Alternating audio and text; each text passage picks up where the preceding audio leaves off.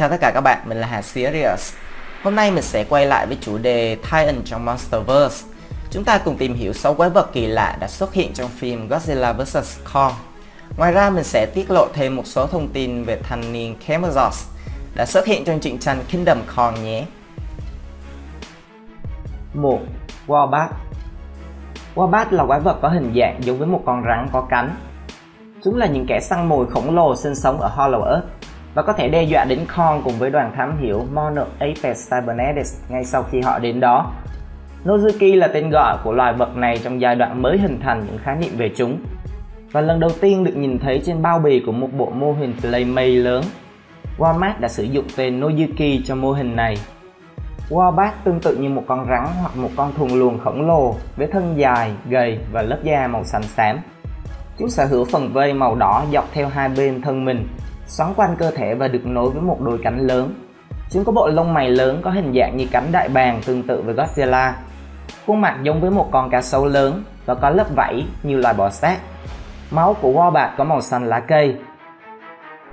Kong và đoàn thám hiểm Monarch Apex Cybernetics bắt đầu khám phá Hollow Earth ngay khi bị phục kích bởi hai con Wombat. Con đầu tiên dùng răng để cắn một con tàu Hef và ngay lập tức phá hủy tàu. Wombat bay quanh để tiếp tục thực hiện một cuộc tấn công khác. Nhưng trước khi Wombat có thể cắn con tàu Hef đang chở tiến sĩ Nathan Lin, tiến sĩ Eileen Andrews và Gia, thì Kong đã tóm lấy đuôi và đập đầu của nó vào một tảng đá sắc nhọn để giết chết nó. Kong tiếp tục xoay xác của con Wombat đầu tiên vòng quanh để đánh con Wombat thứ hai. Con rắn khổng lồ này nhanh chóng hồi phục và quấn lấy Kong, dùng cánh che kín mặt của Kong.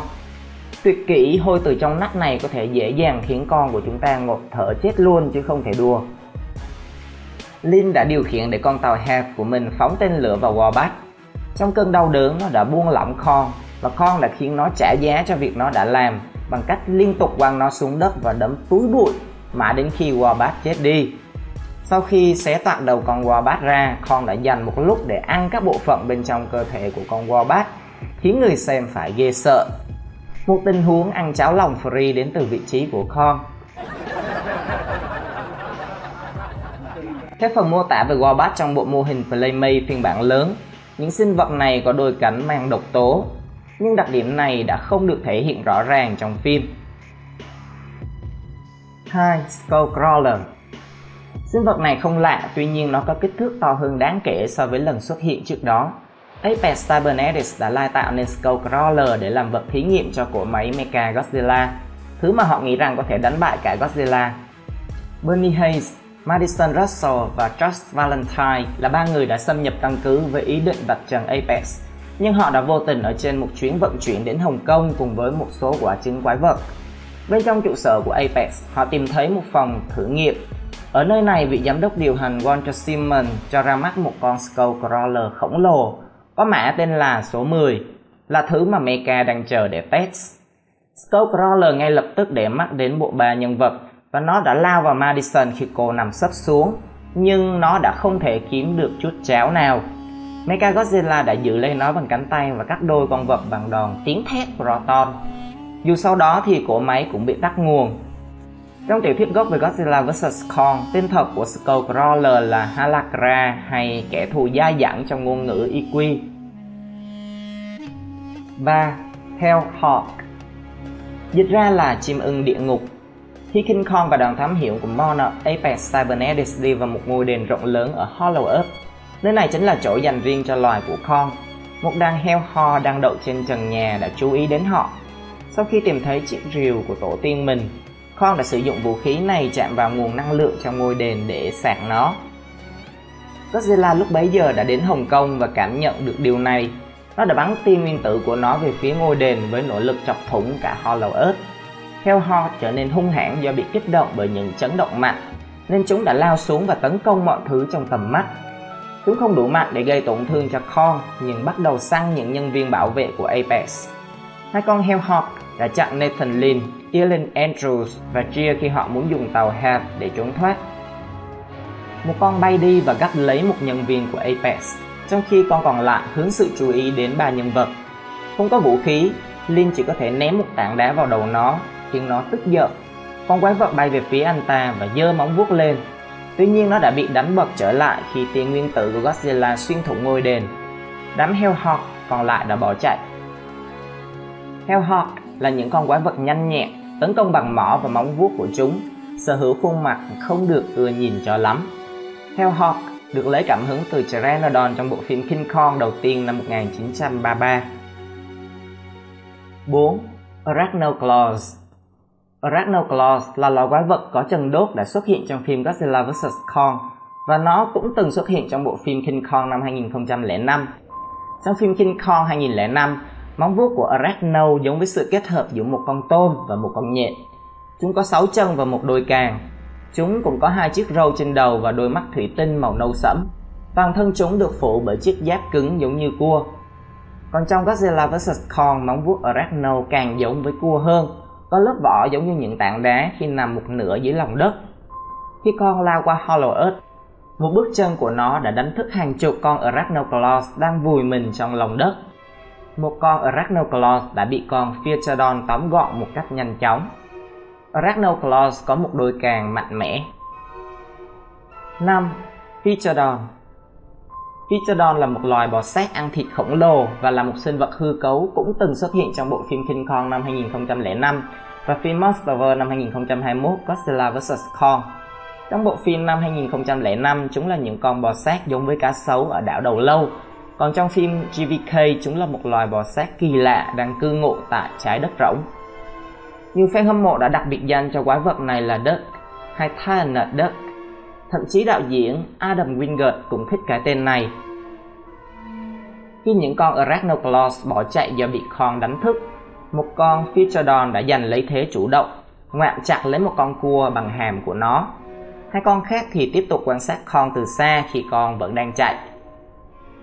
Phytodon có vóc dáng tương đối mũm mĩm, khá là béo xì hơi, có đôi mắt to màu hổ phách và có đôi chân ngắn. Lớp vảy của nó cũng có hình dạng lởm chởm, khá giống của những con Hellhawk. 6. Bộ xương của một sinh vật đã chết. Ngay sau khi bước vào ngôi đền đá cổ của tổ tiên mình ở Hollow Earth, Kong đã tìm thấy một chiếc rìu khổng lồ được gắn trong hộp sọ của một con quái vật chưa được biết đến.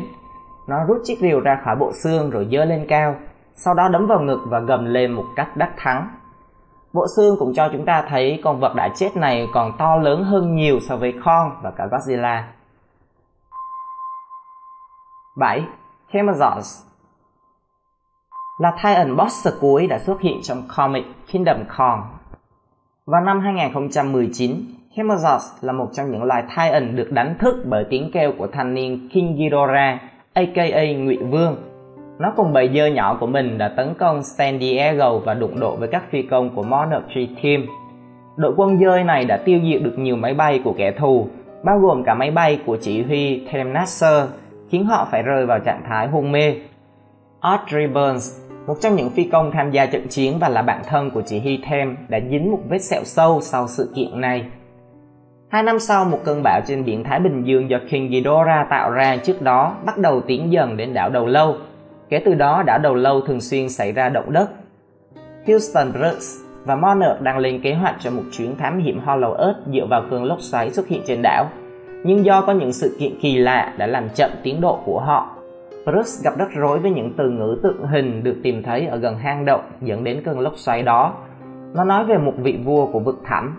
Vị vua này sẽ trỗi dậy để tuyên bố vương quốc của mình một khi thế giới bị bóng tối nuốt chửng. Vâng, nghe khá giống với nhân vật creepypasta giao gâu luôn ạ. Dù đọc được cảnh báo, đội khoan vẫn kích hoạt số thuốc nổ ở gần lối vào hang động và dùng máy bay trinh sát không người lái để do thám phía trước. Một tiếng thét với tần số cực lớn làm rung chuyển cả hòn đảo và khiến cho tai của cả con người và Kong đều bị thương. Brooks nhận ra vị vua của vực sâu được nhắc đến trong lời tiên tri là Chemosaurus nhưng đã quá trễ. Hiện tượng động đất xuất hiện chính là do Chemosaurus cố gắng xâm nhập vào đảo từ Hollow Earth. Ngoài ra, cơn bão dữ dội kia cũng là điều sẽ khiến hòn đảo trở nên tối tăm và giúp nó quay trở lại. Đúng như điều mà Brooks lo sợ, Chemosaurus trồi lên từ dưới lòng đất khi cơn bão ập đến hòn đảo và nhấn chìm nó vào bóng tối. Con Titan có cánh này đã gầm lên với Kong, rồi Kong cũng đấm vào ngực để đáp trả. 2 con Titan khổng lồ va chạm với nhau. Kong ném một cái hộp sắt rất lớn vào Chemosaurus. Con quái vật này phản đòn bằng cách phát ra tiếng thét siêu thanh khiến cho Kong phải ôm tai vì đau đớn. Sau đó Camelot dùng móng vuốt của nó để bắt lấy Kong, kéo Kong lên không trung, sau đó thả con khỉ đột xuống. Kong nắm lấy sừng của Camelot và quật nó xuống đất, nhưng con dơi tử thần này đã quấn đuôi của nó quanh cánh tay của Kong và nhấc nó lên không trung một lần nữa. Audrey và 4 phi công Monarch ưu tú khác là những người tiếp theo đã tham gia trận chiến. Nhận thấy rằng Kong không thể tự mình chiến thắng cuộc chiến này, họ đã nổ súng vào Camelot. Camelot gọi hội đàn em của nó để đối phó với các phi công, nhưng Kong đã tóm lấy nó ngay từ phía sau. Camelot thoát khỏi sự kìm kẹp của Kong và bay lên không trung để tấn công các phi công, nhưng máy bay của Audrey đã kịp thời phá vỡ rào cản âm thanh ngay trước mặt của Camelot, làm nó mất phương hướng và rơi xuống đất. Kong tận dụng cơ hội liền dùng nắm đấm của mình để tấn công Camelot, sau đó kéo lê con quái vật này đến miệng núi lửa nơi mà nó đã trồi lên. Kong nắm lấy cổ của Camelot và đấm thẳng vào mặt nó, khiến con Titan này tá hỏa tam tinh, rơi xuống miệng núi lửa trở lại Hollow Earth. Cả đàn con cũng đi theo thủ lĩnh của chúng, và cuộc chiến giành quyền lực tối cao của loài Titan bóng đêm này cuối cùng cũng chấm dứt. Video của mình đến đây cũng là hết. Xin chào và hẹn gặp lại các bạn.